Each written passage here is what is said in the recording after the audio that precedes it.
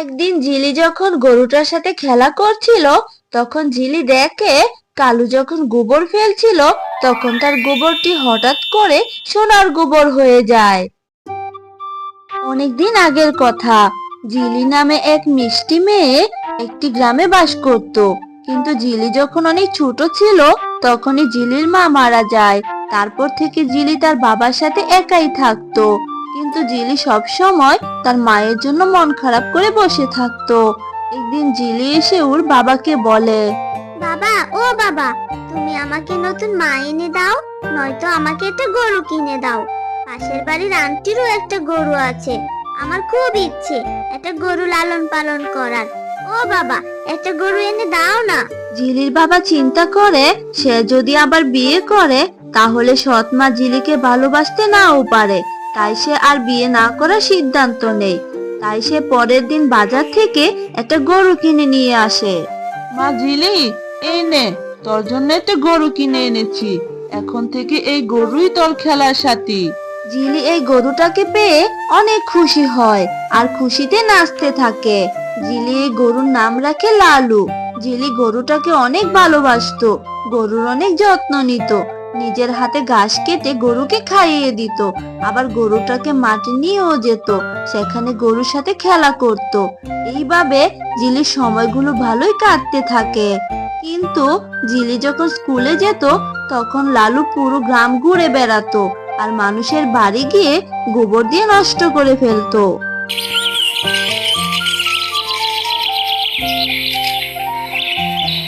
একদিন লালু চলে যায় জমিদার বাড়ির বাগানে। আর জমিদার বাড়ির বাগানটা গোবর দিয়ে লালু নষ্ট করে ফেলে। আর এটা দেখে জমিদার বউ তো ভীষণ রেগে যায়। আর জমিদারের বউ লালুকে ধরে মারতে শুরু করে। মারের আঘাতে লালু চিৎকার করতে থাকে।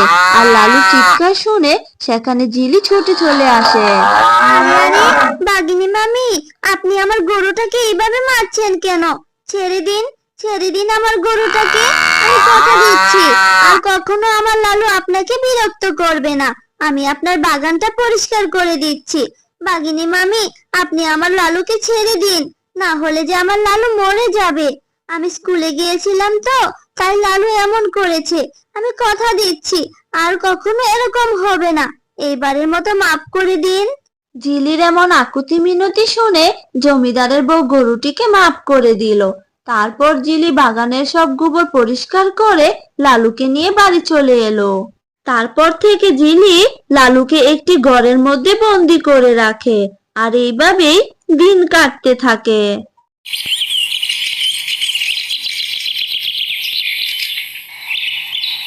একদিন শহর থেকে গ্রামে ঝিলির বাবার কাছে একটি চিঠি এলো। বাবা, ও বাবা, দেখো, শহর থেকে একটা চিঠি এসেছে। আমাদের যে মুন্নি আপু আছে না, মুন্নি আপুর নাকি বিয়ে হবে। আমাদের যেতে বলেছে আর 2 দিন ওখানেই থাকতে হবে। চলো চলো বাবা, তাড়াতাড়ি আমরা রেডি হয়ে নেই। তারপর ঝিলি তার বড় আপুর বিয়ের জন্য প্রস্তুতি নিতে থাকে। এইদিকে লালু বাড়িতে একা থাকবে এটা ভেবেও ঝিলির চিন্তা হতে থাকে। তারপর ঝিলি লালুর কাছে গিয়ে বলে, এই যে লালু, শোন, আমরা 2 দিনের জন্য শহরে যাচ্ছি। আমার চাচাতো বোনের বিয়ে। তুই কিন্তু একদম দুষ্টুমি করবি না। এই দেখ, আমি তোকে অনেকগুলো ঘাস দিয়ে যাচ্ছি। তুই এইগুলোই খাবি। তুই কিন্তু কোথাও যাবি না। তারপর ঝিলি তার বাবার সাথে শহরে চলে যায়। এইদিকে একদিন না পেরোতেই লালু ঘর থেকে বেরিয়ে পুরো গ্রাম গোবর দিয়ে নষ্ট করে ফেলে। অবশেষে সে জমিদার বাড়িতেও ঢুকে পড়ে।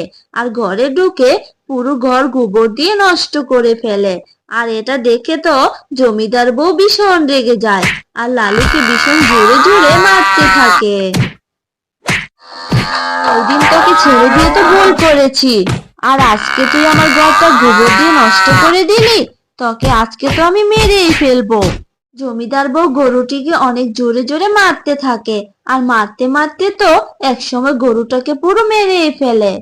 পরের দিন ঝিলি বাড়ি এসে লালুকে দেখতে না পেয়ে চারদিকে খুঁজতে থাকে। ঝিলি, ও ঝিলি, তুই কি তোর গরুকে খুঁজছিস নাকি? তোর গরু তো মরে গেছে। তোর গরু জমিদার বাড়ি ঢুকে ঘর বাড়ি একদম গোবর দিয়ে নষ্ট করে ফেলেছে। তাই জমিদারের বউ রেগে মেগে তার গরুটাকে মারতে মারতে একদম মেরেই ফেলেছে। এই কথা শুনে জিলি অনেক কষ্ট পায়। তারপর জিলি তার বাবাকে নিয়ে জমিদারের বাড়ি চলে যায়।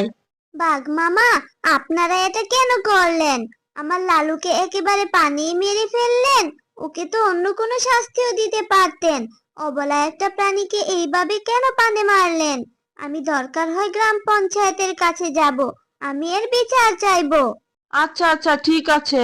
আমার বউ না হয় রাগ করে তোমার গরুটাকে বেশি মেরেছিল, তাই মারা গেছে।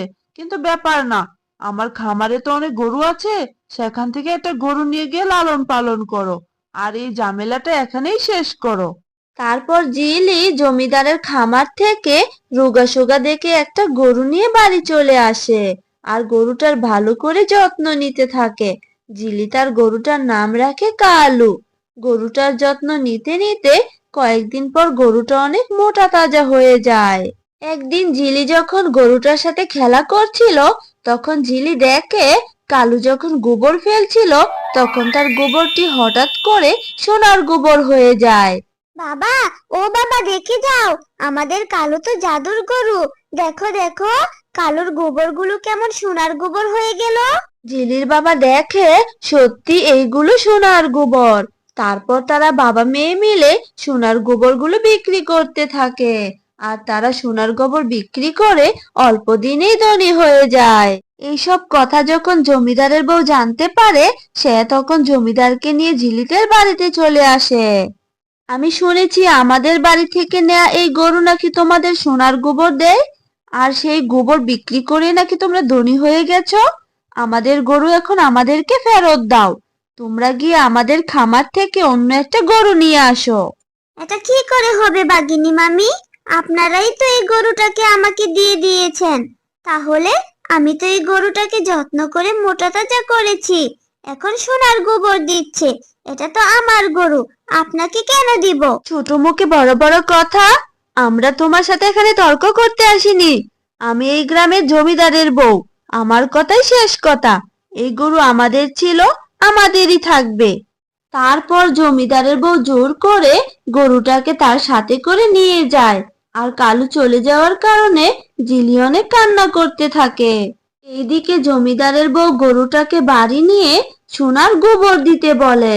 কালু সোনার গোবর না দিয়ে গন্ধযুক্ত গোবর দিয়ে পুরো ঘরটাকে ভরে ফেলে। আর এটা দেখে জমিদার ও জমিদারের বউ ভীষণ রেগে যায়। তারপর তারা যেই না কালুকে মারতে যাবে, তখনই গোবরের মধ্যে হোঁচট খেয়ে জমিদার ও জমিদারের বউ পড়ে যায় আর মাথায় আঘাত পাওয়ার কারণে দুইজনই সেখানে মারা যায়। অন্যদিকে কালু আবারও জিলির কাছে ফিরে যায় আর কালুকে ফিরে পেয়ে জিলি তো অনেক খুশি হয়। তারপর থেকে কালু জিলির কাছেই থাকে আর সোনার গোবর বিক্রি করে জিলি ও তার বাবা সুখে শান্তিতে বসবাস করতে থাকে। হ্যালো বন্ধুরা, গল্পটি ভালো লেগে থাকলে চ্যানেলটি সাবস্ক্রাইব করে দিও আর পাশে থাকা বেল আইকনে প্রেস করে আমার পাশেই থেকো। ধন্যবাদ সবাইকে।